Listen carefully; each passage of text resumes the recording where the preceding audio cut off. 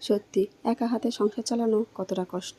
এখন বুঝতে পারি যে একা হাতে সংসার চালানো অনেকটাই কষ্ট হয়ে যায়। যেহেতু আমার বর একা কাজ করে 350 টাকার, তো আজকের দিনটা তো জানো যে 350 টাকায় সংসার চলে না। তার উপরে দুটো বাচ্চা, একজনে পড়াশুনো করে আর একজনে একদমই ছোট। তো তাদের পিছনে কতটা খরচা সে আর কি বলবো। মাঝে মাঝে খুব কষ্ট হয় যে যদি নিজে কিছু কাজ করতে পারতাম। কিছু কাজ করতে পারি কিন্তু তাতে কিছুই হয় না। এখনকার দিনে পয়সার খুব প্রয়োজন। তা পয়সা কম থাকলে সংসার সেভাবেই চলে। আর পয়সা যদি না থাকে তখন সম্মান কেউ করে না, সে আপন হোক বা পর।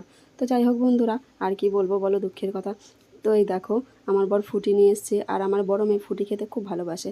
তা ওই দেখো ফুটিটা নিয়ে আসার সঙ্গে সঙ্গে বসে পড়েছে ফুটি কাটতে। আরও এরকম কাটতে সব কিছু ফল টল হোক বা সবজি কাটতে খুব পছন্দ করে। আমি বেশি দিই না, কিন্তু তো কিছু করার নেই। তো আমার ছোটো মেয়ে দেখো এখানে কি শুরু করেছে, ও আবার ম্যাজিক খেলা দেখাচ্ছে। তো আজকের মতো এইটুকুই, ভালো থেকো, সুস্থ থেকো সবাই।